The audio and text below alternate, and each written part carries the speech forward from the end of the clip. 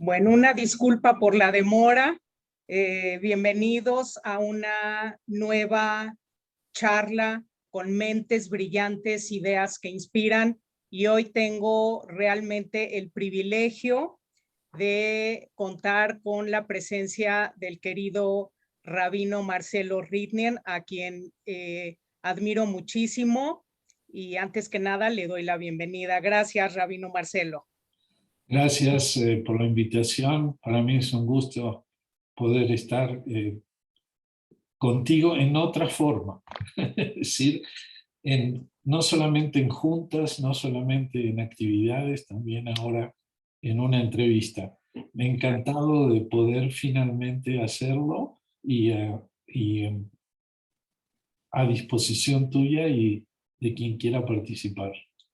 Claro, muchas gracias. Bueno, la primera pregunta es, ¿quién es Marcelo Ritner? Bueno, esa es una pregunta, ¿cuántas horas tenemos? Una. Una, ok. Borges contiene un relato en el cual cuenta que iba caminando por la calle Florida y que de repente alguien lo paró y le empezó muy emocionado a preguntar, ¿usted es Borges? ¿Usted es Borges? Y él le respondió, fíjate que eso es lo que yo cada mañana me pregunto, ¿soy Borges? Es decir, creo que cada uno de nosotros está en una permanente búsqueda y en permanente cambio. Eh, Marcelo Rittner es un soñador, siempre lo fue, es un idealista, siempre lo fue, es un hombre de fe. La fui adquiriendo a lo largo del viaje por la vida. Eh, Me encantan los desafíos, me encanta poder hacer cambios, lograr cambios que ayuden a hacer de este mundo un lugar mejor para todos. Y a esto me dedico. Me gusta escribir, me gusta leer, me gusta poder estar compartiendo tiempo con mis nietos, aunque últimamente ya ni me pelan, pero esa es una queja que yo siempre leía de otros y ahora estoy empezando a endosar mi firma de que así es, pero aprovecho el espacio para quejarme como buen abuelo. Claro, claro que sí. ¿Qué es importante para ti? Para mí es importante la justicia, para mí es importante la justicia social, para mí es importante poder sentir que puedo ayudar a que la gente entienda de que Dios eh, puede ser una figura muy cercana, puede ser un elemento que forma parte de tu propia vida y no es un ente para el cual requieres un profundo estudio de filosofía, de teología y de muchas otras logías. Lo que creo es que eso es para mí lo importante, el poder eh, construir, repito, porque tiene una línea, ¿no? Es poder aportar, es poder dejar una huella y poder también ayudar a la gente y estar con la gente. Estar con la gente es algo que forma parte de mí también. Es como un alimento, ¿no? Sí, claro. ¿Cuál ha sido tu camino para llegar a lo que te dedicas hoy? Es decir, eh, ¿cómo te formaste? ¿En qué lugares has trabajado? Entonces, ¿qué es lo que... platícanos un poco de tu camino. Claro, encantado. En mi familia éramos mi papá, mi mamá y yo. Eh, Me quedé yo con toda la mente brillante que podía haber compartido con hermanos. Pero, Buenísimo. pero éramos una casa, un hogar muy bueno, tranquilo. Mis padres eran mayores cuando yo nací, que era algo muy acostumbrado en esa época, digamos, de posguerra. Yo nací en 1947 y en Argentina, por si no se dieron cuenta por el acento, digo. El, el, eh, y vivimos una familia como una familia clase media, este, creciendo, pero siempre con un espíritu de tradición, no de religión. Eh, yo estudiaba en la escuela pública, en aquella época no había escuelas integrales judías, no sé si mis papás me hubieran puesto en una, pero digamos no había. Y entonces lo que sí había era que a la mañana estudiabas en la escuela y a la tarde había el Yiddish Schule, ¿no? Y eso sí lo hice, estudiaba en la escuela judía. No había festejos fuera del Seder de Pesach, donde se encontraba la multitud de la familia una vez por año, y las fiestas tradicionales de Rosh Hashanah y Yom Kippur, que eran ya en familia más chica. Y así crecí, y mi primaria, mi escuela secundaria, y cuando tenía 14 años había llegado a Argentina un rabino nuevo, un rabino joven, que venía de Estados Unidos y que vino a formar algo que llamaba Ramá, que tenía que ver con el movimiento conservador, cosa que yo nunca había sabido. Y mi papá, que era amigo de varios directivos de una comunidad, del Templo de Libertad, eh, ellos le dijeron lo que estaban haciendo y que iban a hacer un campamento y que por qué no me mandaban. Y bueno, mi papá vino con la gran sorpresa de que me regalaron ir al campamento. Para mí fue un desastre la idea, porque prefería mucho estar en la calle jugando a la pelota con mis amigos. Pero fui y ese fue el cambio en mi vida. Fue el cambio en mi vida porque cuando volví tenía un círculo de amigos, eh, tenía un movimiento juvenil, tenía la posibilidad de participar en actividades, en tener esos amigos, ¿no? Es decir, salir con alguien, tener la fiestita de los sábados a la tarde que se acostumbraba, etc. Y a partir de ahí hice toda la carrera de Janij, o sea, de educando, de educador, de director, y luego empecé con los campamentos Ramá, donde también pasé hasta que un año el rabino Meyer no pudo ir a un campamento por un tema de salud, y entonces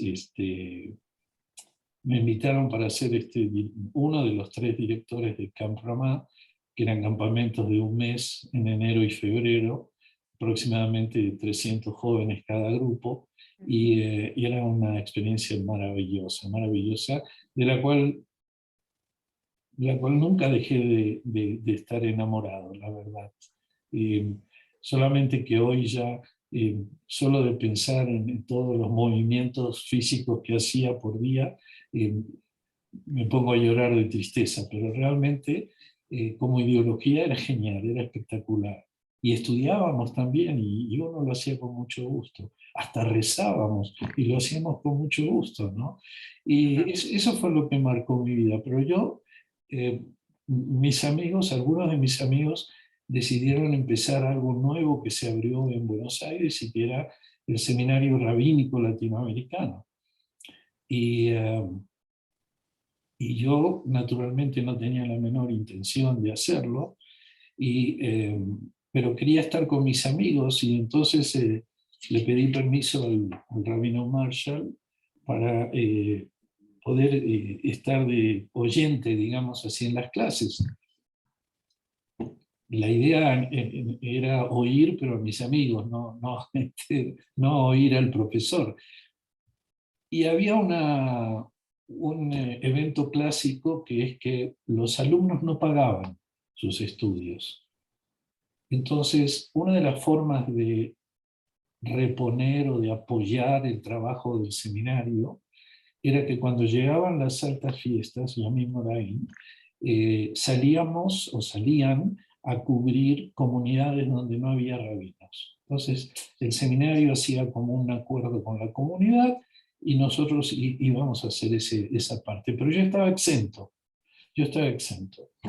Y una vez, un año, en el año 67 creo que fue, eh, como 2 semanas antes, el rabino Meyer me llama y me dice, oye Marcelo, necesito que me hagas un favor. Le digo, claro, por supuesto, ¿qué pasó? Dice, mira, están todos los rabinos, como los estudiantes, están todos colocados, pero uno acaban de avisarme que tiene hepatitis y no va a poder ir. Y ya tengo el compromiso con la comunidad. ¿Podrías ir? Le digo, bueno, tendría que estudiar algunas cosas específicas, pero lo hago por mi compañero. Y, y bueno, fue una experiencia maravillosa, fue en Paraná, Entre Ríos. Fue un viaje de esos misioneros porque realmente había que cruzar un río, pero no había, hoy hay un túnel, hace mucho, ¿no? Entonces era viajar en camión, en lancha para cruzar el túnel, el río, en fin, pero era una experiencia maravillosa. Y cuando volví de la estación de camiones, en vez de ir a casa de mis padres, me fui a la casa del rabino Marshall, toqué el timbre, me atendió, era un domingo muy tarde, y le dije, me hiciste una trampa. Y entonces él se rió mucho y creo que entendió que le dije que realmente me fascinó. Y ese fue mi momento de entrar en esto, ¿no? Entrar en la vida comunitaria, digamos, adulta. Y bueno, desde entonces he estudiado, estudiaba en paralelo con la Universidad de Belgrano Sociología. Conocí a Ruth en ese campamento, hace 50 años estamos casados. De hecho, estuvimos 2 meses en el campamento. Ella vino con un grupo de Brasil, de su sinagoga, para crear este campamento Ramá en Brasil. Y vino con su rabino y creo que estaba todo planeado, pero un año después ese rabino me estaba casando y ya cumplimos, como te dije, 50 años. La vida fue eso, fue terminar la universidad, trabajar, estudiar. eh, Trabajaba en Lambrot-Acol, que es una comunidad de judíos alemanes, originalmente gente que sobrevivió la Shoah. De paso, el nombre Lambrot-Acol es uno de los nombres más impactantes que una sinagoga judía tiene, de las todas y tantas que conozco, porque Lambrot-Acol quiere decir a pesar de todo. Y así se llama la sinagoga. Es en hebreo, pero el nombre es eso, ¿no? Es a pesar de todo. Y es para mí una maravillosa experiencia de director de juventud. Posterior, mientras estaba, el rabino tuvo un tumor en el cerebro y se le complicó y perdió el habla, y eso me abrió a mí la puerta a que comenzara, siendo seminarista, a dirigir una comunidad. Y fui muy, no digo afortunado porque me da pena por el rabino, pero fue una oportunidad maravillosa de irte fogueando en la vida comunitaria, ¿no? Y de ahí en el 73 me fui a Israel, fin del 73. De hecho yo me iba un día después de Yom Kippur, y fue cuando estalló la guerra, y teníamos un grupo de Madrijim maravilloso, y que nos despidieron, y de repente ellos se van todos de voluntarios y yo me tengo que quedar en Argentina porque no había estudios, y por otro lado nació Sharon. Entonces, como teníamos un bebé de meses, tampoco nos dejaban entrar en Israel. En noviembre fuimos a Israel, estuve casi 2 años allá estudiando con grandes profesores, con profesores muy queridos, inolvidables, que están presentes siempre en cada oportunidad de platicar algo que surge en pensamiento, porque han sido maravillosos. Y creo que son cosas que se aplican a la vida. Te doy un ejemplo.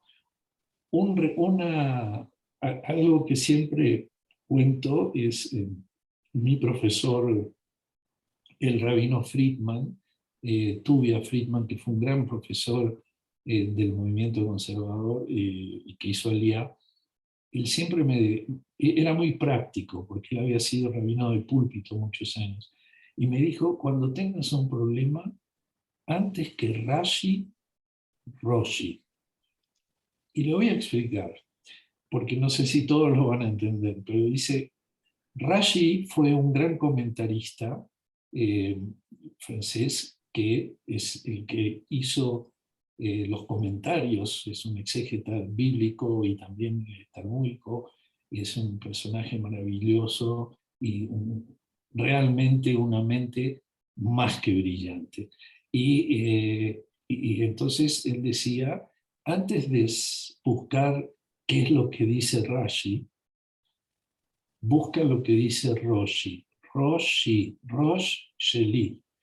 Y ese es un pensamiento que siempre tengo, de que antes cuando te plantean algo, ¿cuál es tu primera reacción? O sea, pensar primero, sin influencia, digamos así, cuál es tu respuesta o tu camino o tu intención. Y luego, entonces, Rashi, que representa todos los argumentos posibles para aquello que tú piensas. Y bueno, y ahí estando en Israel, poquitos meses antes de regresar, me invitaron de Brasil, de San Pablo, una comunidad, y fui a San Pablo en 1975. Curiosamente, y ¿sabes qué, Broña? Es la primera vez que lo cuento. Eh, en el medio rabínico tenemos como una union, que es la Rabbinical Assembly, y ahí siempre aparecían posiciones, comunidades que buscan rabinos. Y estaba abierto un rabino joven, que era en esa época mi categoría. Era un rabino joven que para dirigir la juventud en la comunidad Betel de México.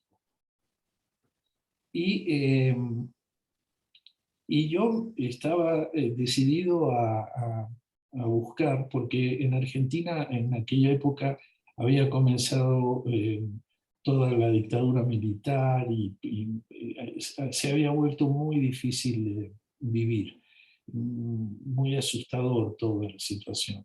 Y entonces, mientras lo hablábamos con Ruti, fue que me llegó la invitación de Brasil, pero ese fue mi primer intento, sin conocer, por supuesto, a nadie ni nada de comunidad Betel, pero fue alrededor del 75 la primera. Creo que todavía estaba en aquella época el rabino Kopikis todavía acá, o ya estaba acá, no estoy muy seguro, pero era como rabino asistente.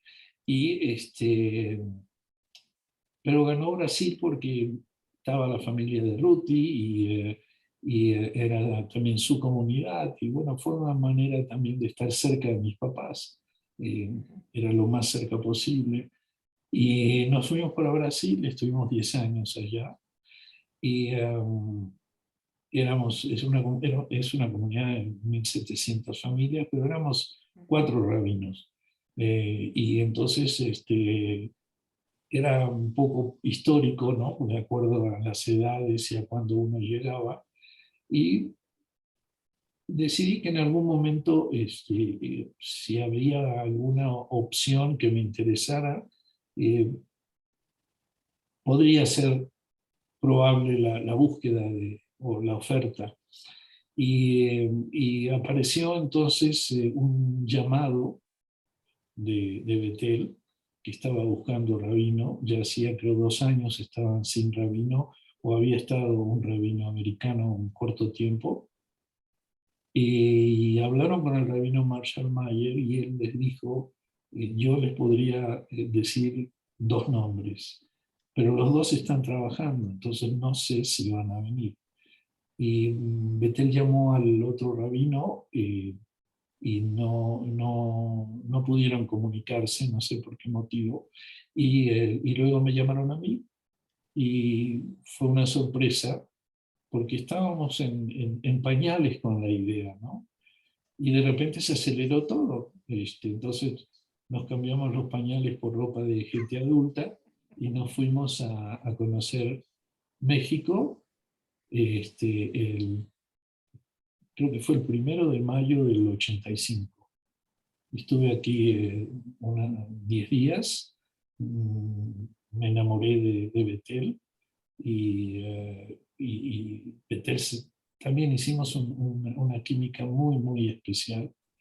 Y me hablaban en aquella época que había un Hazán que era el que dirigía todo y que tratara de tener una buena relación con él.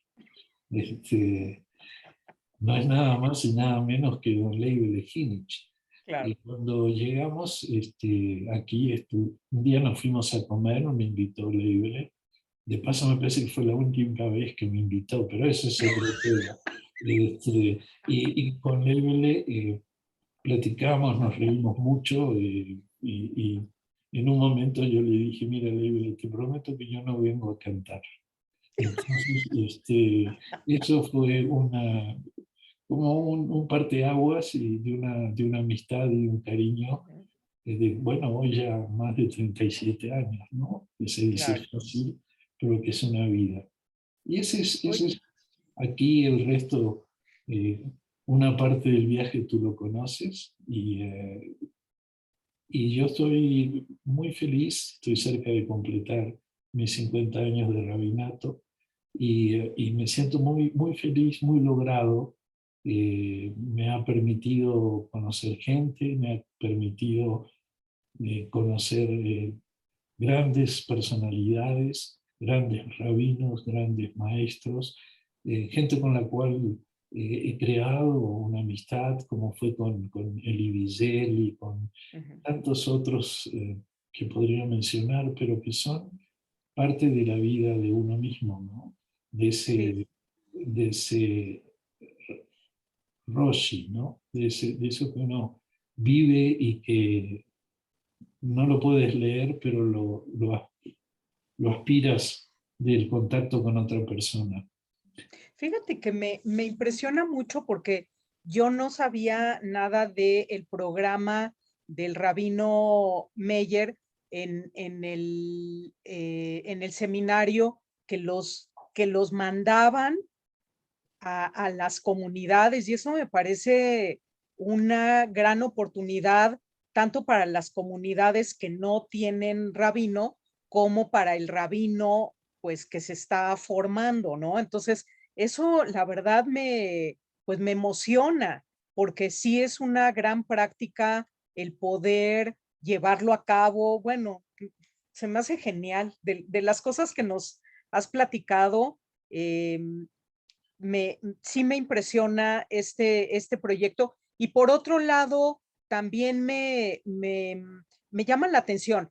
En Israel, cuando te fuiste a Israel, ¿esos 2 años era porque querías quedarte allá o estabas haciendo ciertos estudios? No, no, no. eh, O sea, sí, déjame aclarártelo. En realidad, el programa de estudios del seminario rabínico, que es como una sucursal del Jewish Theological Seminary, que es la sede de Nueva York, eh, en aquella época era para graduarte como rabino necesitabas el título universitario, que sin eso no podías estudiar, pero no te podías graduar.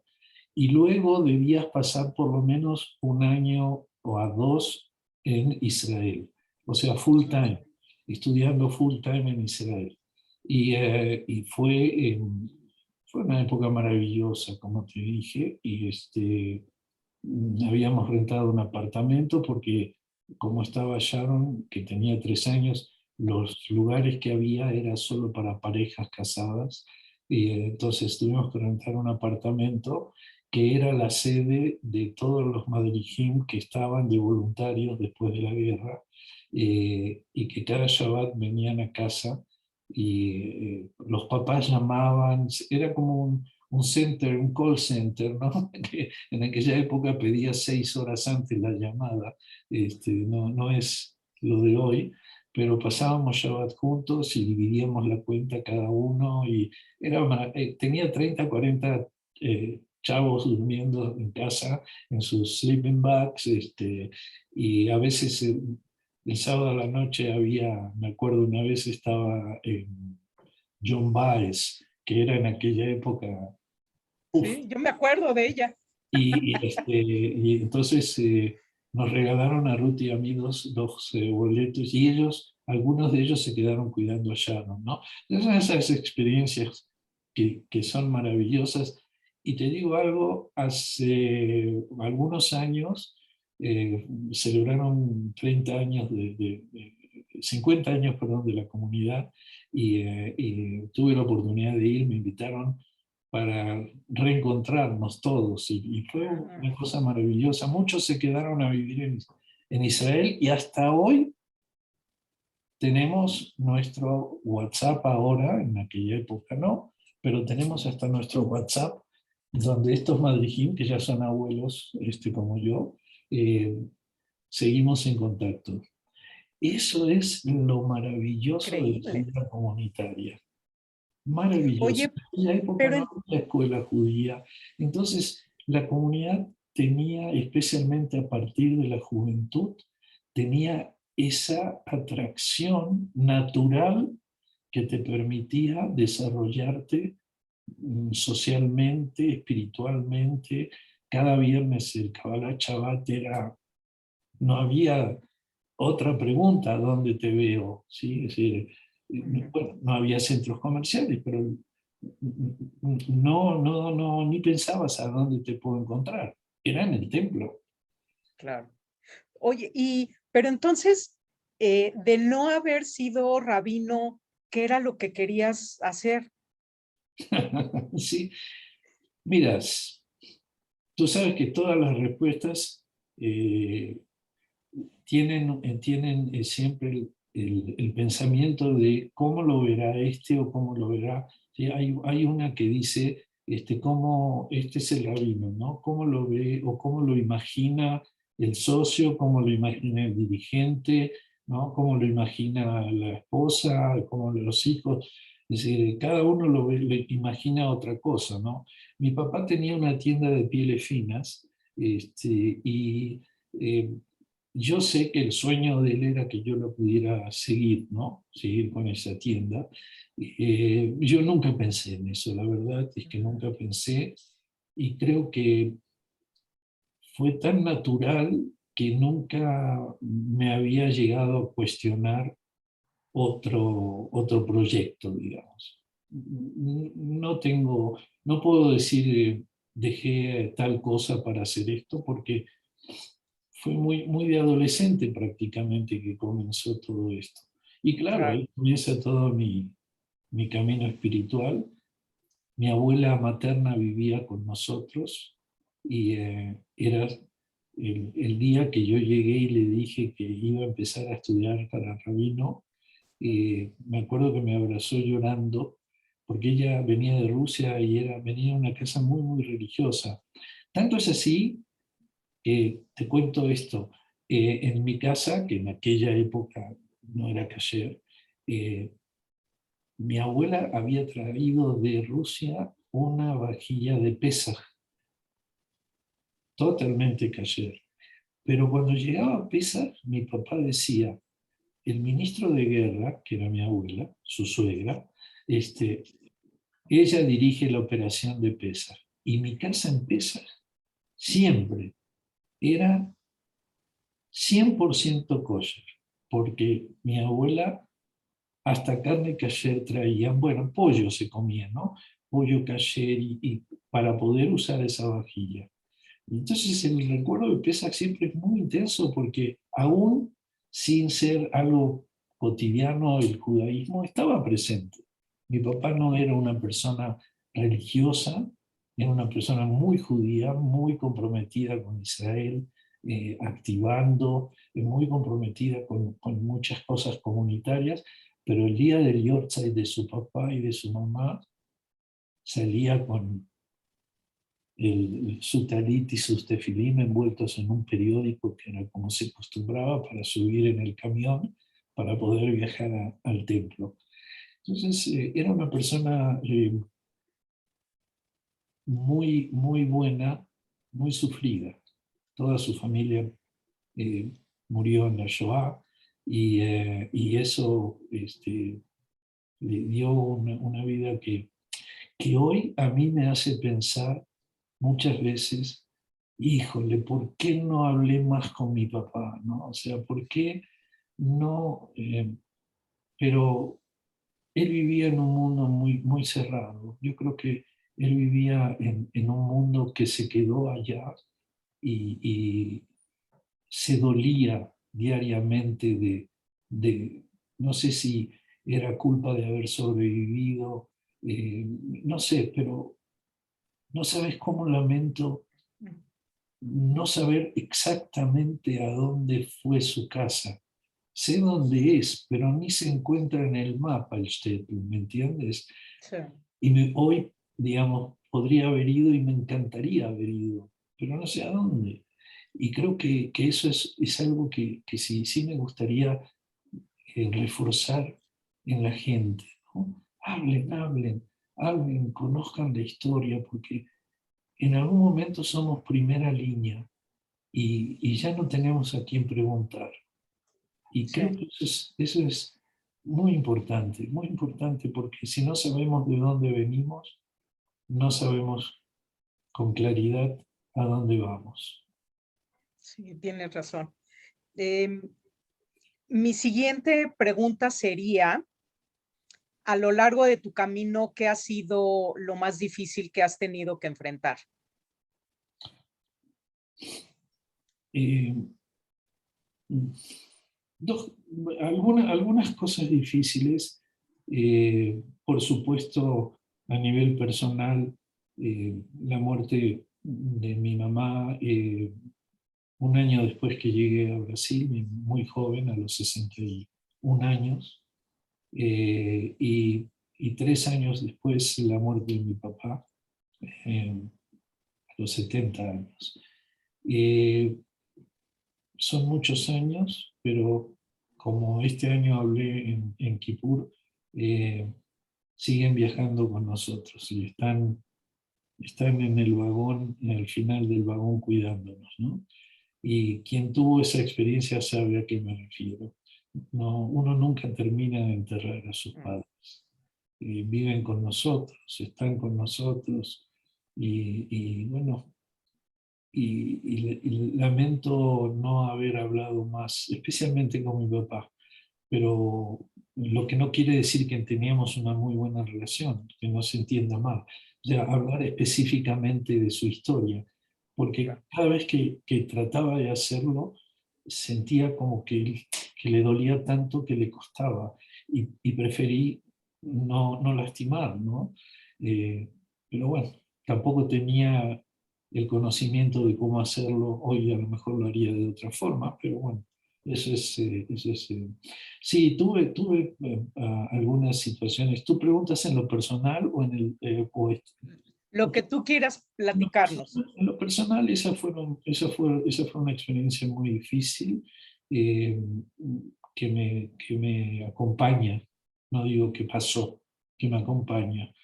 Y, y, por supuesto, el nacimiento de mis hijos este, ha sido también algo maravilloso.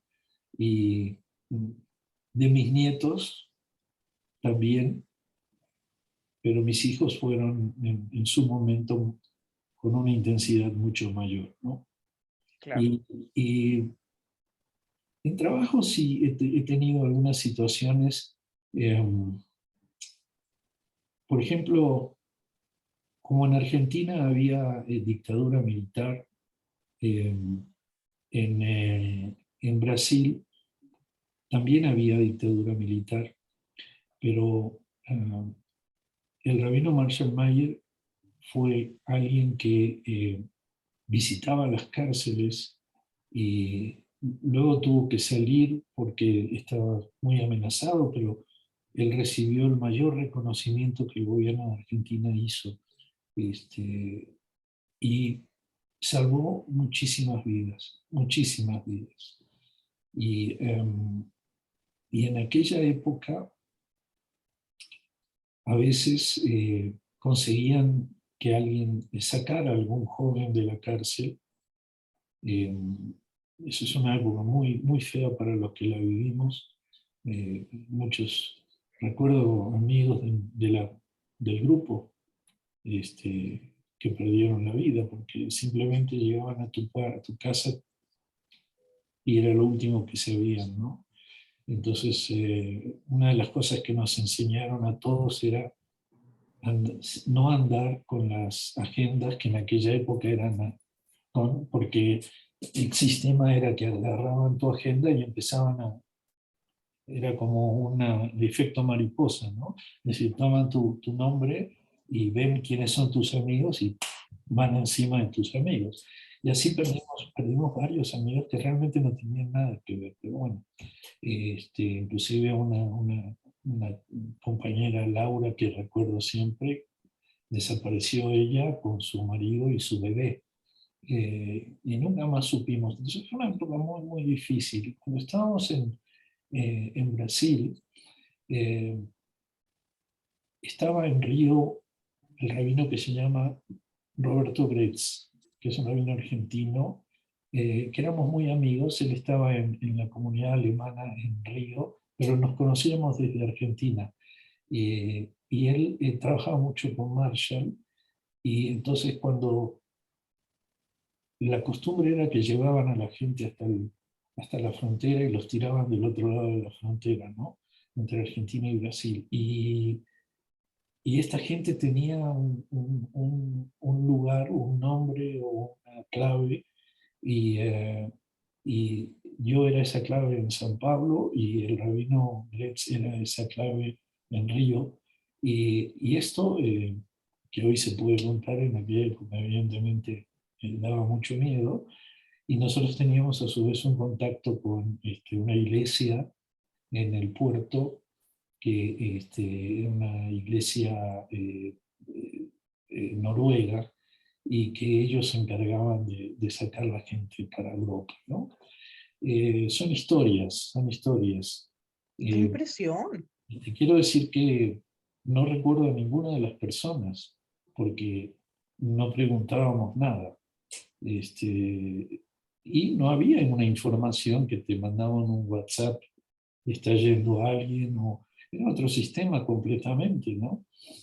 Eso fue, y luego lo que fue un momento para mí muy, muy especial, es que en Brasil, que estaba la dictadura, había un periodista que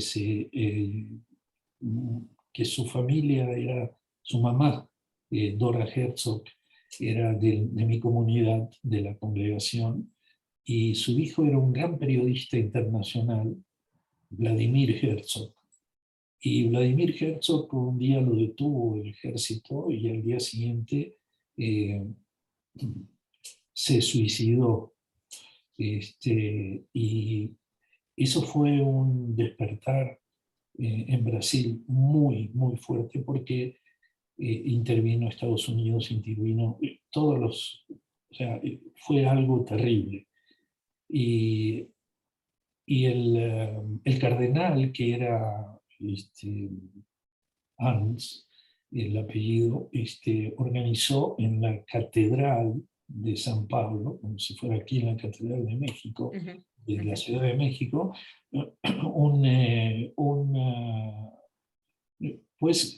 un culto, porque no era una misa ni era un servicio religioso, pero era una ceremonia luctuosa religiosa. Y, entonces, un día antes de ir, yo recibí un llamado de Relaciones Exteriores de Brasil diciéndome que no vaya. Ese fue un momento muy difícil, porque sí, tuve miedo, evidentemente. Y sin embargo fuimos, el otro rabino era americano, el rabino Sobel era americano, y fuimos. Eh, Él llamó a su embajada y dijo, esto es lo que ha pasado, y la embajada le dijo, puedes ir, estamos contigo.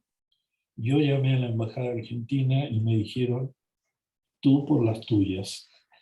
Sí, Este, me imagino. me pasó ahora el recuerdo de esas dos llamadas. Fue un momento muy intenso y quiero decirte que fue uno de los momentos más inolvidables de mi vida, inclusive por mi propia ideología. Esa ceremonia donde éramos 7, 8 eh, sacerdotes de todas las religiones, estaba inclusive nuestro Hazán, y fue realmente muy bonito porque fueron salmos, no hubo nada, fue algo común. Y, y el ejército había cerrado la universidad, que en Brasil tiene una sola salida, entonces todos los universitarios se tuvieron que quedar en el campus porque iban a venir organizados, pero de todas maneras, dicen que hubo 15.000 personas, yo no recuerdo porque en la catedral no entraban, pero dice gente que había por afuera. Probablemente un tercio de esos debían ser policías de civil, pero digamos, era el número que había. Y eso tuvo muchísima repercusión y bueno, está enterrado en el panteón de la comunidad judía. Y fue una época, fue algo que me marcó muchísimo, muchísimo, pero que siempre me dio mucho orgullo que no me, que el miedo no me ganó, digamos así, ¿no? Sí. Oye, pero estás platicando esto y suena como si hubiera sido 1940 en la Segunda Guerra Mundial. O sea, Sí, sí, bueno, suena igual. era una época donde los militares eran los que manejaban el país y era, es decir, no había, especialmente Argentina es un país que siempre ha tenido una admiración al fascismo y es un país que tiene, para mí, y siempre lo he dicho, raíces antisemitas y es un país en el cual mm, yo me encanta ir porque está en mi historia, pero difícilmente volvería a vivir. Claro.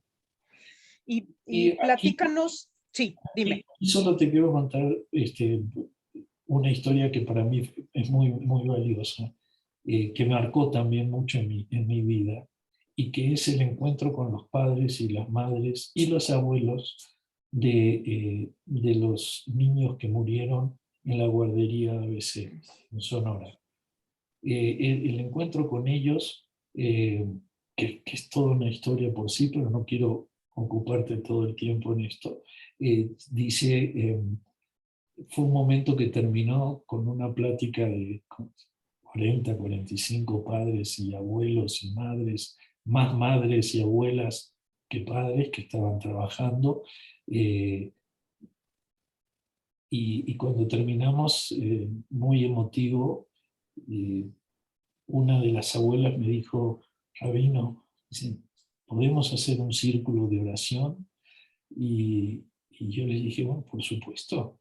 Y entonces hicimos un círculo de oración y de repente miraba mientras se formaba el círculo y decía, Dios, ¿qué estoy viviendo, no? O sea, el único judío era yo y no había otro judío en todo el grupo, ¿no? Y sin embargo, creo que fue una de las plegarias más emotivas, Emotivas. ¿no? Esos son dos momentos que siempre recuerdo, así como cuando vas en la línea de la historia y de repente hay algún puntito que sube o algún puntito que... Este es un puntito que para mí fueron muy importantes. Y a veces eso hace con que pueda hacer alguna declaración que a veces hay gente que no lo puede entender o que le parece que es exagerada, pero no hay nada exagerado cuando viviste una experiencia. Sí, no, y bueno, yo creo que de eso se trata eh, tu, lo que tú haces, ¿no? Estar cercano a la gente y bueno, qué dos momentos tan significativos, bueno, qué impresión. Yo no sabía lo de Brasil y bueno, me conmueve lo que nos estás platicando. Platícanos de un proyecto que no pensabas que iba a salir tan bien y de otro, y cuál fue su aprendizaje sobre todo, y de otro que uno que salió muy bien y otro que no salió tan bien, pero los dos aprendizajes, ¿cuáles fueron? Eh, un proyecto que salió maravilloso eh, fue que viviendo en Brasil estuve en un viaje de reunión de algún comité en Nueva York y fuimos con Ruti al teatro a la noche a ver eh, José el Soñador. Y el área que yo dirigía en la comunidad era el del Talmud Torá en Brasil, ¿no? El del Talmud Torá y los campamentos. Y el Talmud Torá cada fin de año hacía una fiesta y teníamos un maestro se llamaba Carlos, que también era Hassan. Es decir, imagínense a Ari, exactamente, ¿no? Que era tan loco como Ari y tan maravilloso como Ari, ¿no? Y trabajábamos muy cercanos, éramos los dos muy jóvenes, y cuando terminó la obra, Ruth y yo nos miramos y le dije, ¿estás pensando lo que yo estoy pensando? Y Ruth me dice, ¿vamos a hacerla? Le digo, sí, vamos a hacerla. Y al día siguiente volvimos a ir a ver la obra y a la salida conseguimos hablar con alguien para ver cómo es con los derechos. Y bueno, la idea era hacer ¿cómo se dice? Einstellung, ¿no? Una presentación así. Y ahí empezó Marcelo en una de mis facetas, oye, ¿qué pasa si lo hacemos en un teatro? A ver, ¿cuántos chicos quieren participar? Y entonces Carlos dice, oye, ¿y si lo hacemos como Broadway con músicos en vivo? No, le digo, estás loco, ya no sé qué. El tema es que contratamos un director, eh, querido y recordado director, falleció el año pasado, Jacob Hillel, una maravilla de ser humano, y los tres decidimos qué era lo que íbamos a hacer. Íbamos a hacer una obra como Nueva York, con orquesta en vivo y solo participación de estudiantes, no era nadie más. Y, y bueno, hubo 112 chicos en el palco. Y fue musical, o sea, no era teatro actuado, es decir, era musical actuado. Ujú. Eh, y fue, ¿qué te puedo decir? Las locuras alrededor de esto, como 60, 70 papás y mamás trabajando backstage, y llegaban las pizzas a los ensayos, y era alimentar 140, 150 personas, y los músicos, y de repente esto se transformó en un emprendimiento que además financieramente fue algo maravilloso por la comunidad, porque los papás con sus contactos, uno consiguió Citibank y otro consiguió Coca-Cola y otro. Entonces se hizo algo de grandes, ¿no? Ujú. Y el Hassan, Carlos, el director del teatro y yo conocí a la gerenta de Aerolíneas Argentinas y le cambié publicidad con 3 boletos a Nueva York para que ellos pudieran ver la obra. Entonces fuimos a Nueva York por 2 días y 3 días y vimos la obra y luego nos fuimos de helicóptero para agarrar el avión a tiempo. Son historias maravillosas. Te quiero decir que la obra, que era para ser presentada 3 veces, terminó siendo presentada 18 veces en el teatro, en un teatro muy importante de San Pablo. Es una sala de conciertos y ganó el premio al mejor espectáculo brasilero infantil de ese año. Ese es para mí ¿te acuerdas cuando hicieron los 40 años? Estaba basado en ese espectáculo, que es esta Sí, historia. Por eso sí. para mí esa historia fue un sueño que jamás imaginé que podría hacerse así. Y por el otro lado, cosas que no salieron, muchas cosas que no salieron, pero creo que las cosas que no salieron siempre conseguí reformarlas o reconstruirlas. No he tenido, que recuerde, y lo hablo con total honestidad, eh, sí, algunas cosas evidentemente no son como uno quiere, afortunadamente, ¿no? Pero no recuerdo así, y si me recuerdo hacemos otro programa. Encantada, encantada. Entonces, mejor vamos a pasar a otro tema que me es muy importante porque tú has escrito además acerca de todo esto. La plática se llama La resiliencia y otros retos en momentos difíciles. En tu opinión, ¿qué es la resiliencia? Bueno, la resiliencia, que muchos creen que es una palabra nueva, es decir, como un concepto que aparece con el tema del COVID. Mucha gente comienza a usar la palabra y era como, como cuando ahora te preguntan si la actividad va a ser presencial o va a ser, ¿cuál es la palabra? ¿Tú recuerdas? Eh, ¿Virtual o...? No, era presencial o cuando es las dos cosas, Ah, presencial y híbrida, híbrida. híbrida. ¿Sí? Bueno, digamos, la palabra híbrida no fue creada para este concepto específico, pero se va adaptando. La resiliencia es algo que, digamos así, para muchísima gente era una palabra desconocida. Para poca gente era una palabra usada. ¿Sí? Sin embargo, quiero decirte que a través de la lectura, una de las cosas que encontré fue que Viktor Frankl ya la usaba en el año 46, 1946, el fundador de la logoterapia. Él ya la utilizaba y para mí la resiliencia es el poder adaptarnos a una nueva situación. Y esto es algo que es como un desafío de la gente, que la gente vive y que la gente tiene. En algunos de los cursos que di en esa época, recuerdas que los domingos tenía, no pasé lista para no avergonzarte, pero de todas maneras, uno de los libros que fue una de las cosas positivas del COVID es que uno tuvo oportunidad de leer muchísimo, cosas que normalmente vas apilando libros que algún día voy a leer, ¿no? Como las dietas, ¿no? Algún día voy a hacer esto, algún día.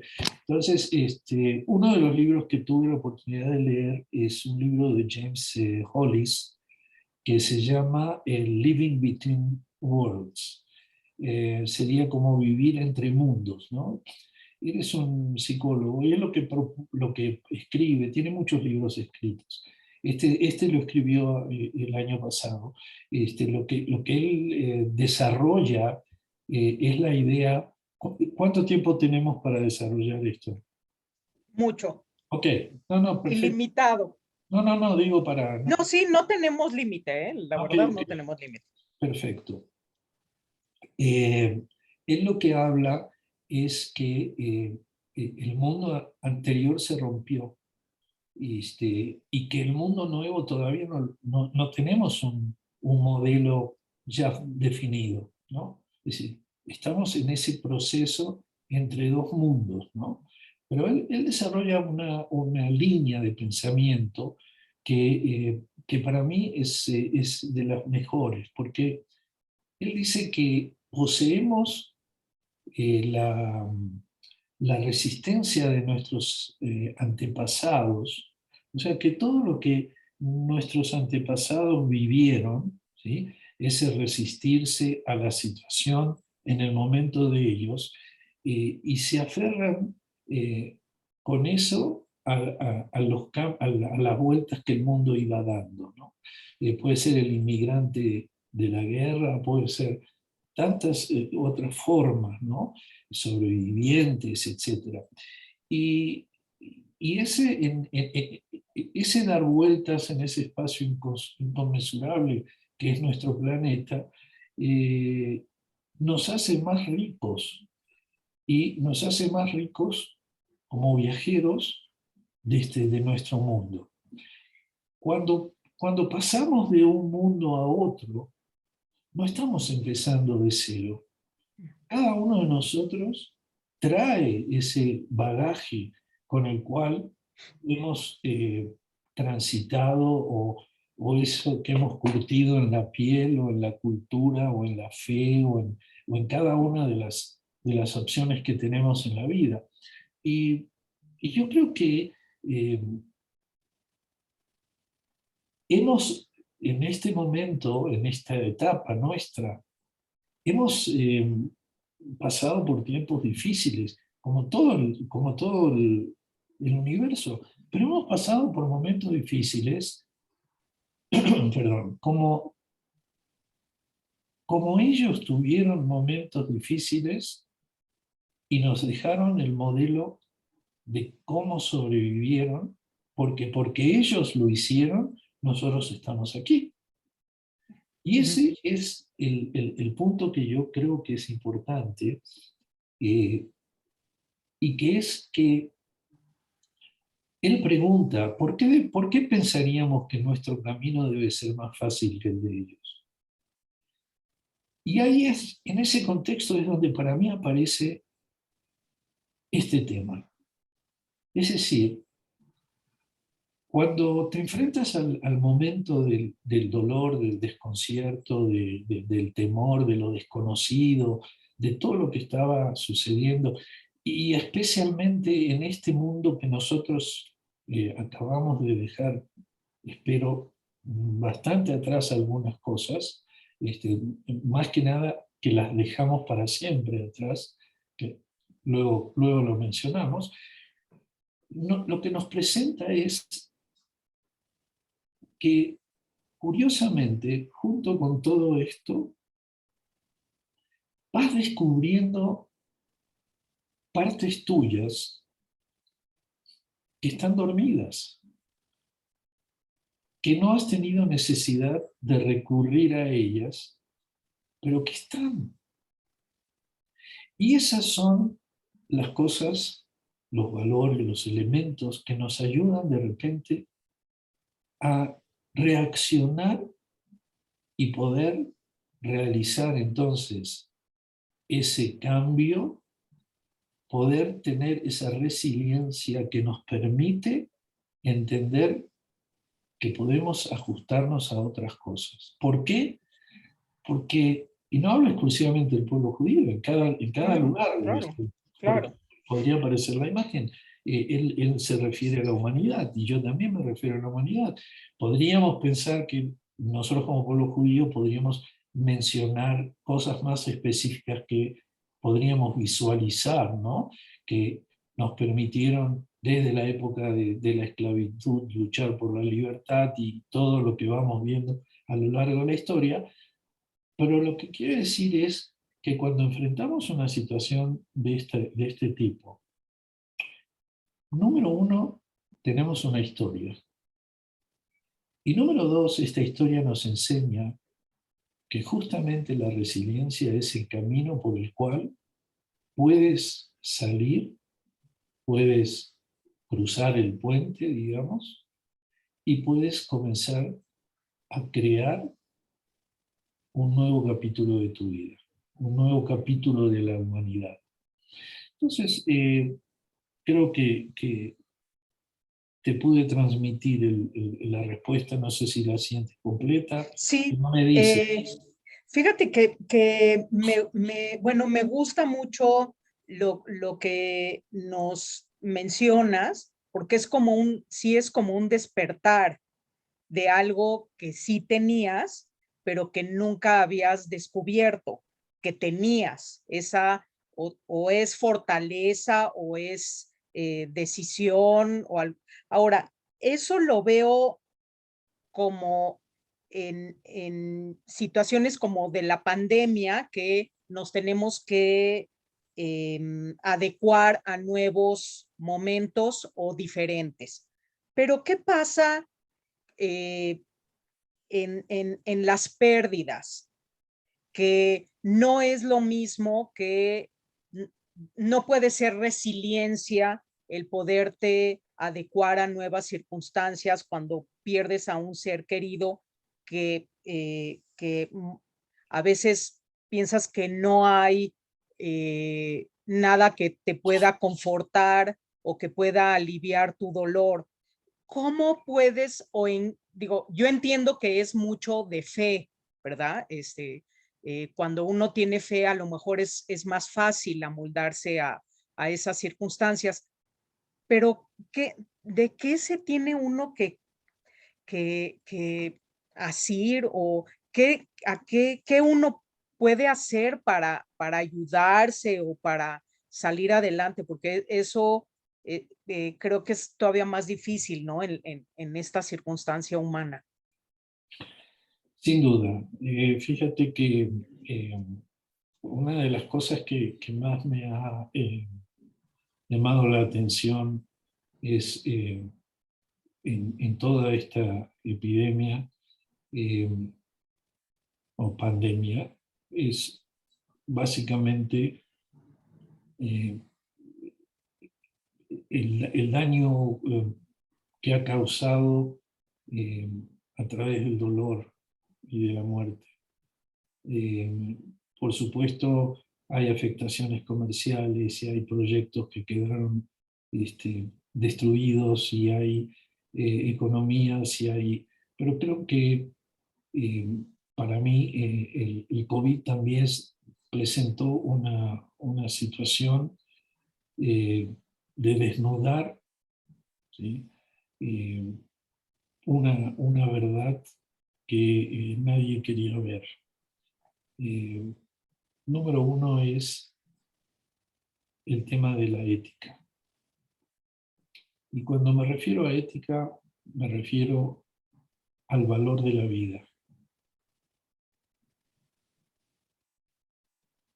Porque por un lado tenías, o tienes todavía, en otra intensidad, médicos, enfermeras, vamos a llamarlos los profesionales en el sentido, y que los mandaron a la guerra con sin armas, vamos a ponerlo de esa forma. Ujú, ujú. Y en muchos casos sin preparación. Pero lo que más desnuda para mí es cuando la política eh, se hace ciega. Y yo pienso, y hablando específicamente de México, que se podrían haber salvado muchas vidas, muchas. Y no había el número de espacios requeridos, mucho menos había las medicinas requeridas, tampoco había en muchísimos casos la preparación para algunas intervenciones que son muy específicas. Por ejemplo, la intubación no es algo que cualquier médico puede hacer o cualquier enfermera puede hacer. Esto es algo muy, muy cuidadoso, algo muy importante. Y creo que todo eso y la actitud del gobierno de solapar una gripe, creo que ha sido el mayor desastre desde el punto de vista ético. Son 600.000 muertes. Es un número. Hay una historia que a mí siempre me gusta, que una vez una epidemia en un lugar y un hombre iba caminando por el camino al pueblo y se le apareció una figura y le dijo: yo soy el ángel de la muerte y mañana voy a venir a buscar 50 vidas de tu pueblo.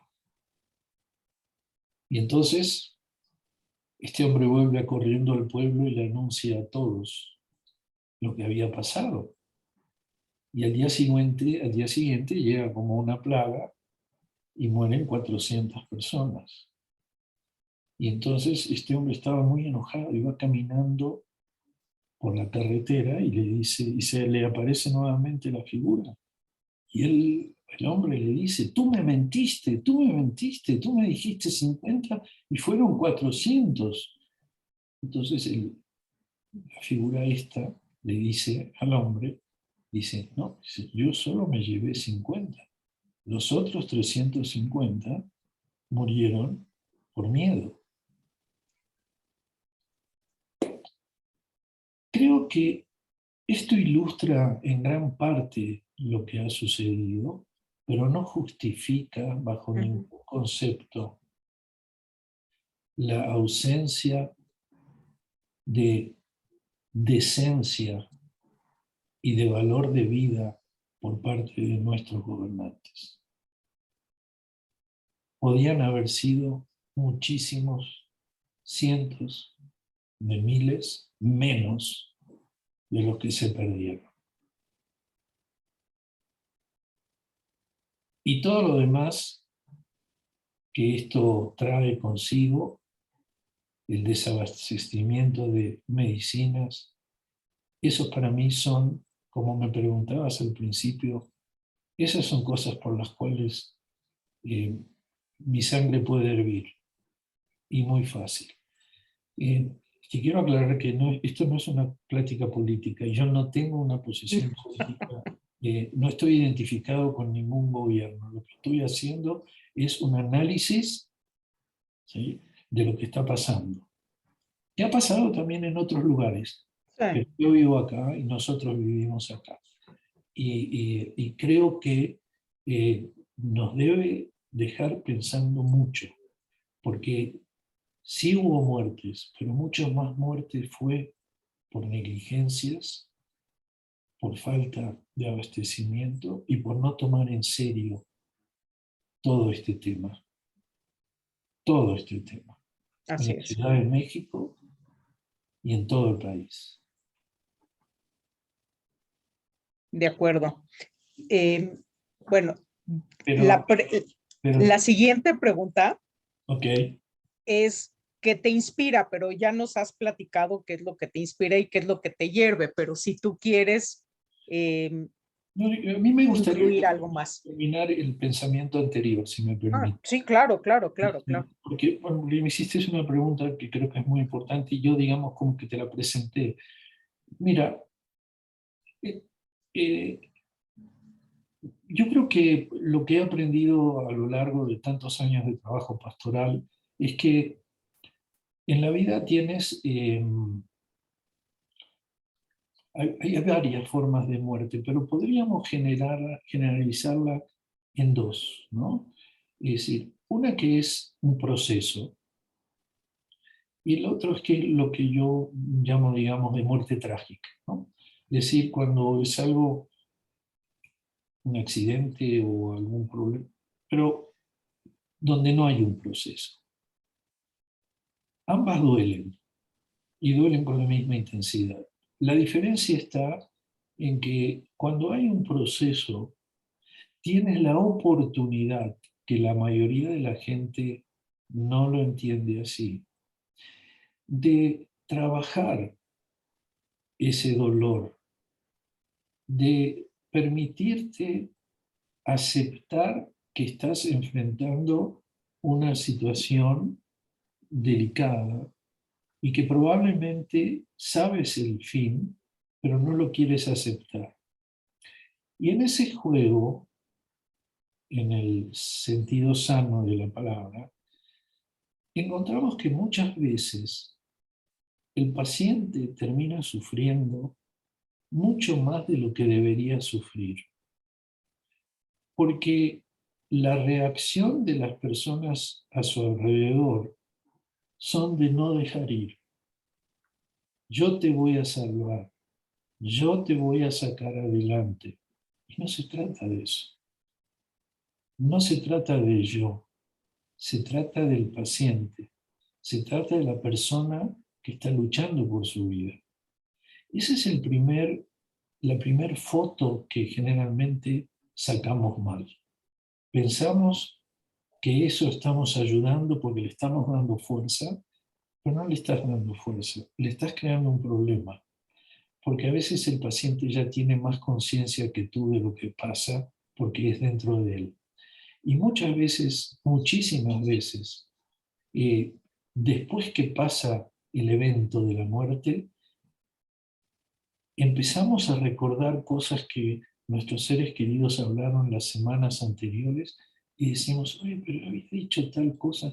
Y empiezas a conectar como que él o ella estaban ya en otra sintonía de la que estábamos nosotros. Eso, Broña, cuando la gente lo vive, agranda el dolor, porque además hay frustración. Y eso es porque empezamos también a buscar culpables de esto, ¿no? Y muchas veces nosotros mismos nos sentimos culpables. Pero yo te puedo decir que una experiencia que he tenido en relación a esto es que cuando la familia tiene la madurez emocional de entender que está en un proceso de separación de un ser querido, de separación física de un ser querido, y puede conseguir es transformarse, no quiero decir una resiliencia, pero transformar su actitud en colocar como centro al paciente, al ser querido, en lugar de verse a ellos mismos, no voy a quedar viuda, no, tengo que salvarlo. Sí, son ejemplos, ¿no? Entonces, eso ayuda muchísimo a que la persona pueda irse mucho más tranquila, pueda irse en paz, y que la familia pueda sentirse en paz. Porque pudiste decir las cosas que querías decir, porque pudiste tomar de la mano y despedirte, porque pudiste dar un beso y decir gracias, lo que soy, tú me ayudaste a hacerlo, porque puedes estar con el resto de tu familia viviendo un momento único e inolvidable, y donde la persona que está partiendo se siente apoyada para el viaje que va a realizar, y entonces comienza a dejarse ir. Cuando actuamos de manera diferente, el paciente se va tenso. Nosotros nos quedamos tensos. Esto no quiere decir que no tiene que haber dolor. Ojo, estoy hablando Claro, claro. exclusivamente de la parte emotiva, ¿no? Del enojo. no del proceso. No, no, no, estoy hablando de ese momento de separación. Por eso dije que hay diferentes tipos, porque este es bendecido. ¿Por qué? Porque tienes la oportunidad.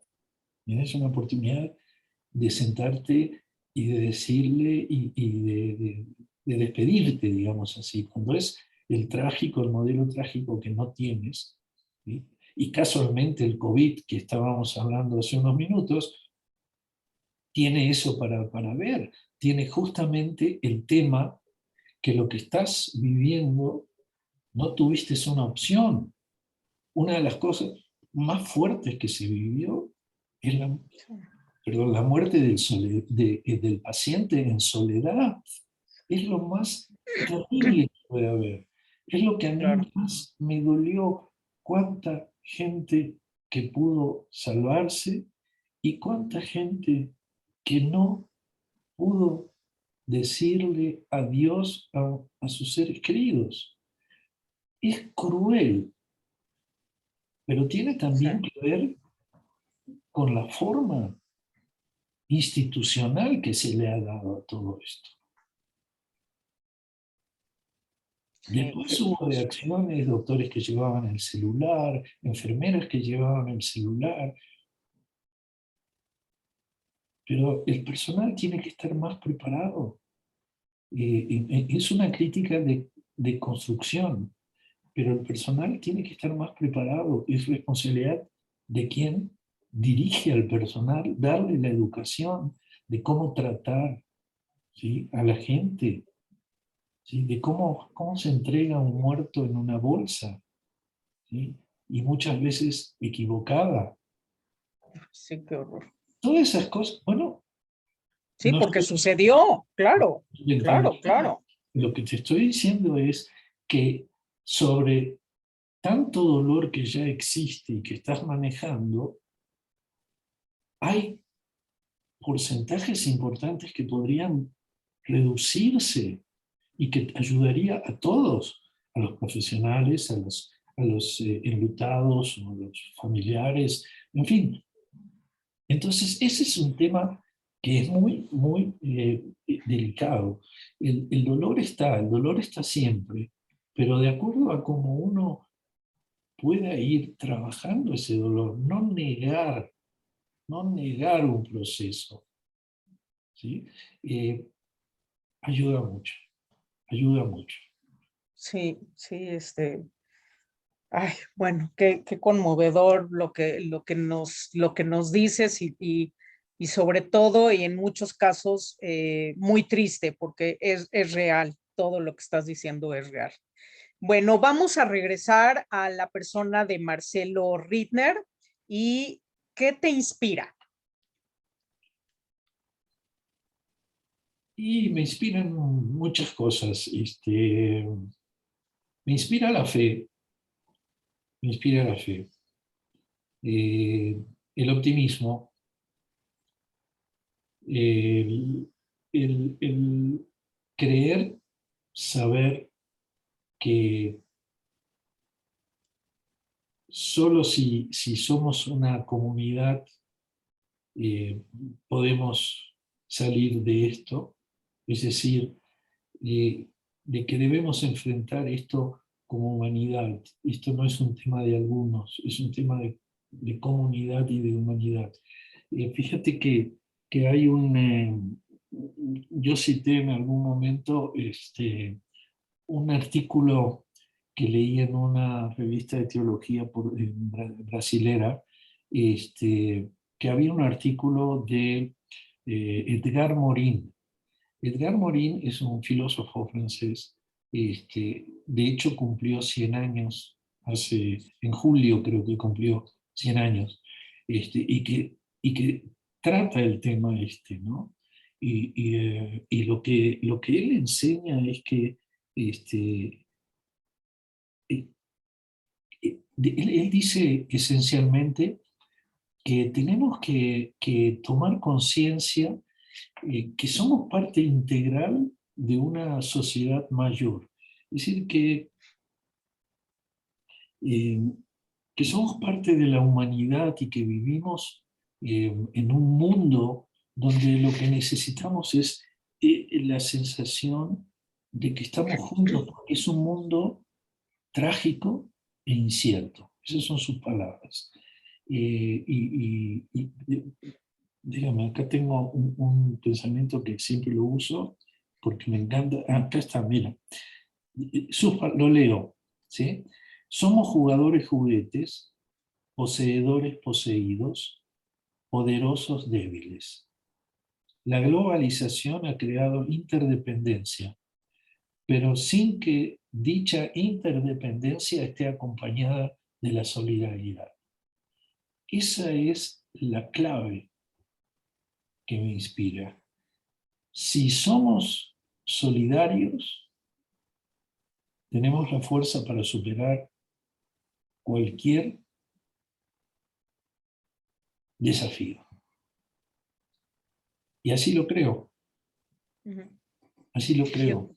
Y es una cosa que me importa mucho. Me importa, me importa que volvamos a colocar los valores correctos en las cosas. Me inspira la sonrisa de un niño. Me inspira que mi cachorro venga y me abrace, y me hace mi día. Y me inspira a poder estar en contacto con gente. Sí. Nadie puede vivir sin gente. No, fíjate que lo que dices, sí, sí creo que es en estos 2 años, sí es muy patente el que sí somos responsables unos de otros, Sin duda. porque la responsabilidad de uno o la irresponsabilidad de uno sí puede afectar a otra persona, a otra familia y a todos, Sin ¿no? duda. Porque o sea, definitivamente, si no tuvimos como prueba estos 2 años, bueno, ¿qué necesitamos para aprenderlo? Definitivamente, mira, hay una vida común, ¿sí? En la medida en que nosotros trabajamos esa vida en común, el bienestar es de todos, la mejoría es de todos, entonces todos estamos mejor. Eso es lo que hay que entender. Eh, y, y, eh, y- y creo que hay cosas que nuestra sociedad no no ha entendido. Por eso te decía yo cuando hablaba de James Hollis, que la sociedad que queda atrás, que atrás se quede, porque creo que lo que nosotros debemos decidir es qué vamos a llevar a esta nueva sociedad. Y creo que en esta nueva sociedad debemos aprovechar esta oportunidad de corrección para cambiar las cosas que necesitábamos cambiar y que veníamos arrastrando.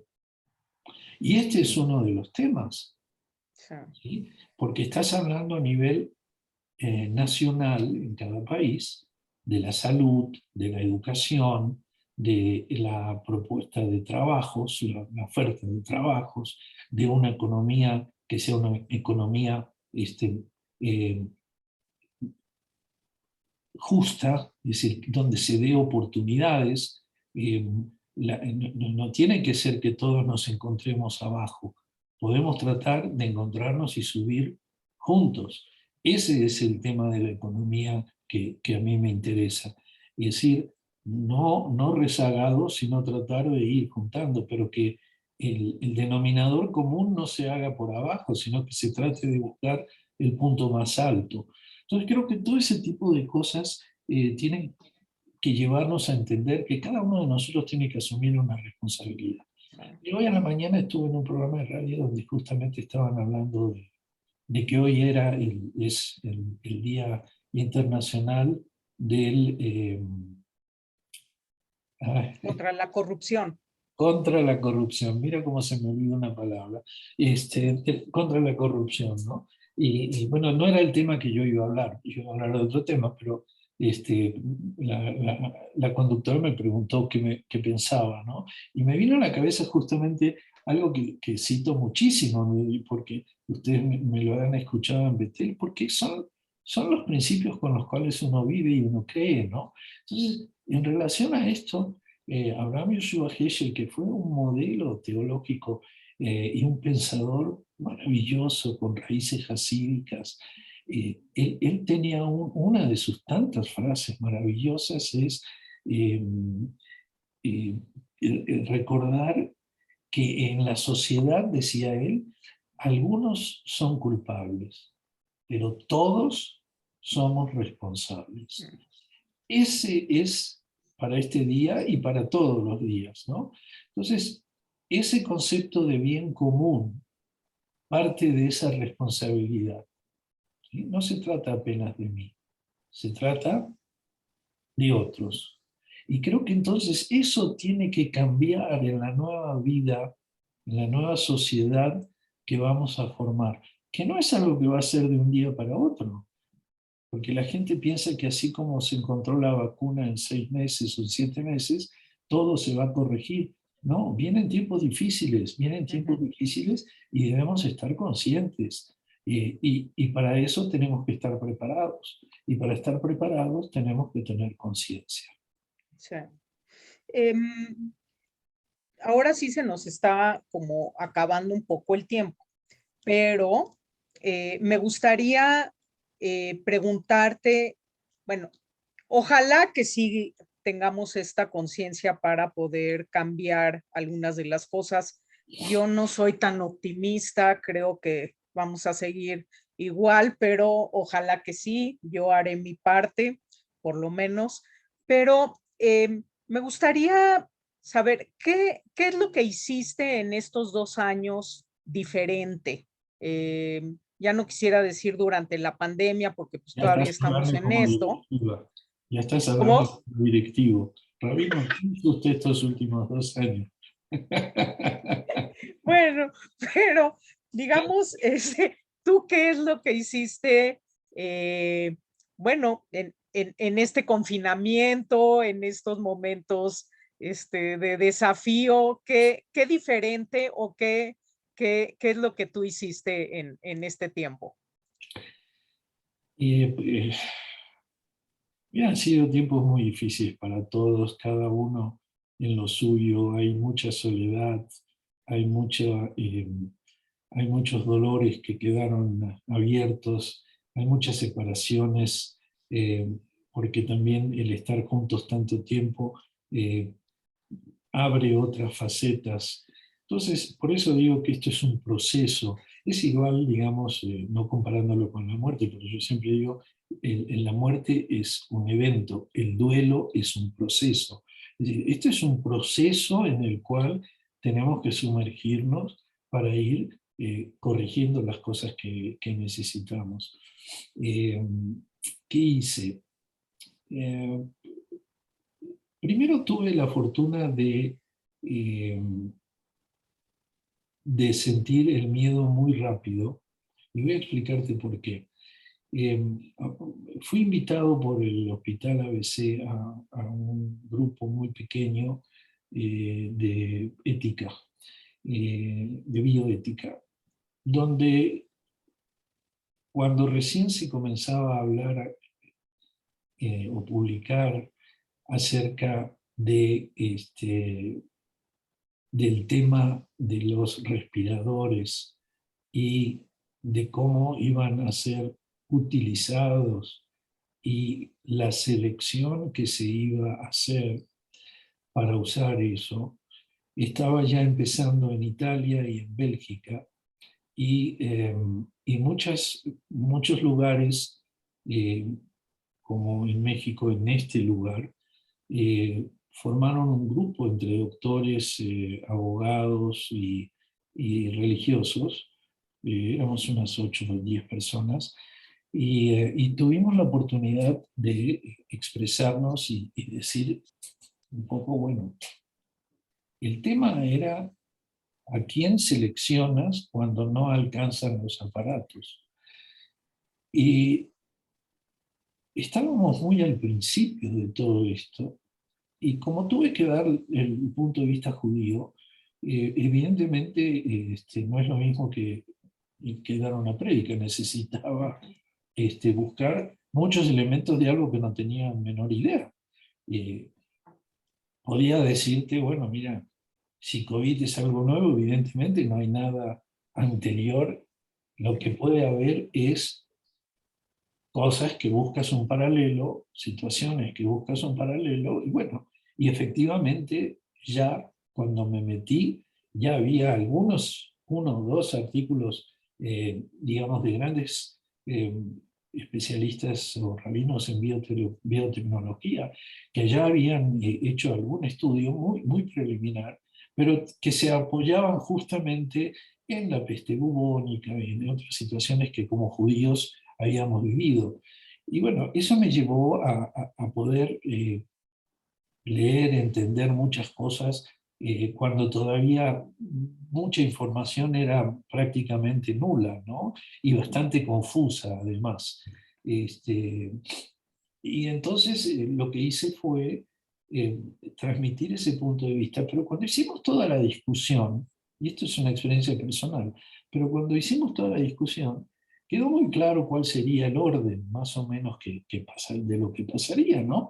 Que fue después algo que se hizo prácticamente universal en los países, ¿no? Primero era el presidente o el primer ministro, depende de la fuerza, luego serían las fuerzas vivas, se refiere a los médicos, las enfermeras, los que son, los que están en el frente de batalla, ese era el término que se utilizó. Luego eran las mamás solteras o mamás sin familia completa, y luego eran los papás en esa situación, y así va bajando categorías, ¿no? Y de repente dije, cuando terminamos de cerrar todo esto, y terminó la reunión, ¿no? Yo estaba contento porque habíamos cerrado un trabajo, ¿no? Este, y de repente dije, híjole, ¿y si me agarra a mí esta, este COVID? Yo no tengo chance, porque tengo 74 años, porque tengo algunos problemas de azúcar o de riñones o cosas por el estilo, que eran las que decían que también son complicadoras. Y dije, wow. Y, y desde ese momento me lo tomé muy en serio. Me lo tomé muy en serio porque dije, no, tengo que hacer las cosas con cabeza, ¿no? Y recuerdo que decía, y a veces me decían, ah, estás exagerando. Y yo decía, mira, yo en este momento prefiero exagerar a pecar por omisión, ¿sí? O vamos a hacer tal cosa, no, yo no voy. Ay, no vamos, y no pasa nada, ¿no? No era llevar la foto del santo, ¿no? O sea, no, no, sí pasa, no juguemos, ¿sí? Venimos jugando a que somos Dios hace muchos años, hace muchos siglos. No somos Dios, mira lo que está pasando. Una simple epidemia, porque no es algo que devastó el mundo de una manera como puede ser una guerra atómica, ¿no? Sí, murieron millones de personas, pero no es proporcionalmente, digamos, algo final. Eh, y no, yo quiero hacer lo mío, yo ni quiero contagiar, ni quiero que otro me contagie. Ese es el lado de responsabilidad que te hablé. Y entonces yo desde el principio lo tomé muy en serio. Mira, mi mayor alegría es estar con mis nietos y 4 meses no vi a mis nietos. Y no hicimos Pesaj, y no hicimos Rosh Hashanah. Y fue terrible. Terrible. Y ver el mal manejo, la mentira, la ignorancia, todo lo que no quiero decir, me lastimaba más y me enojaba más, porque no estaban educando a la gente, no le estaban hablando con la verdad, estaban más interesados en que haya 50.000 personas en el Zócalo, corriendo el peligro de que se mueran 40% de ellos, a dar una decisión de un gobierno maduro ético, comprometido con la situación y con el momento y responsable. Esas son cosas que a mí me han mantenido muy involucrado en todo esto. He hablado mucho, he dado muchas pláticas, he leído mucho sobre esto, sobre libros de resiliencia y libros por ejemplo, otro libro que a mí me pareció espectacular, que me llegó justamente en esta época, porque salió publicado el año pasado, es un libro de Viktor Frankl, que se llama A pesar de todo, decir sí a la vida. Y que por el contexto en que fue escrito, son 3 conferencias que él dio en Viena en 1946. Cuando él salió del campo de concentración, volvió a Viena, que era su ciudad, y en la universidad volvió a ocupar su cargo y dio estas 3 conferencias que recién fueron traducidas del alemán al inglés y, oh maravilla, no sé por qué, esta editorial la tradujo del inglés al español al mismo tiempo. Entonces salieron al mismo tiempo y es un libro pequeño, pero empiezas a encontrar cómo encarar esta situación, ¿no? Cómo encarar, y él te va mostrando, por supuesto, desde la vista de un psiquiatra en un campo de concentración, eh, la desesperación de la gente, la desesperación, la falta de expectativa de un mañana, etc. Muchos de estas señales las hemos vivido nosotros, muchas señales, y sin repetir conceptos de la soledad, del concepto de la pérdida,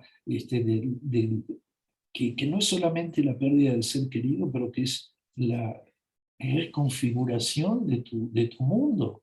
Todo ese tipo de situaciones nos tienen que ayudar. Entonces, por eso te decía que leí mucho, porque un libro me llevaba al otro y trataba de mandar los mensajes justamente con estos ejemplos que te mencioné hoy, que son cosas nítidas, porque a veces, claro, un libro a veces es una cosa de 400 páginas, pero hay 3 pensamientos importantes. A veces hay otros que no los puedes soltar, pero hay muchos libros que me han ayudado a llevar este momento. He escrito, acabo de publicar Aprendiendo a decir adiós, la 4ª edición, con un capítulo sobre COVID, especialmente sobre COVID, que lo trabajé durante este año. He dado muchos encuentros personales, citas selectivas, la verdad, selectivas, por Zoom. Hemos trabajado muchísimo en Mazortí Amlat, que trabajo voluntario, pero se transformó en un trabajo casi diario, con reuniones de Zoom, porque la gente disponía más de tiempo.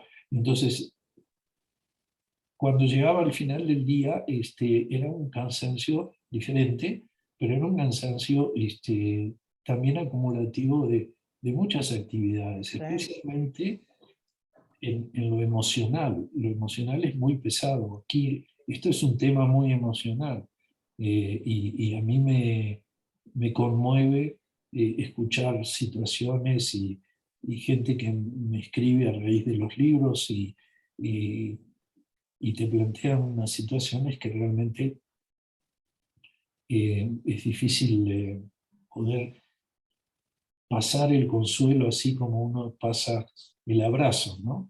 Entonces, es un año de frustraciones y también de logros, pero lo importante es que todos los que aquí estamos tenemos que tener conciencia de que somos parte de una humanidad y que somos parte de una sociedad y que somos parte de una comunidad y que somos parte de una familia. Y eso implica responsabilidades. Todos somos responsables. Y si lo hacemos, yo estoy seguro que vamos a ver algún día, o alguien va a ver algún día este video que estamos grabando y va a decir, ¿pero de qué estaban hablando estos locos? ¿No? Pero mientras, para nosotros hoy esto es nuestro vocabulario, nuestra forma de comunicarnos y nuestra forma de sentir. Sí.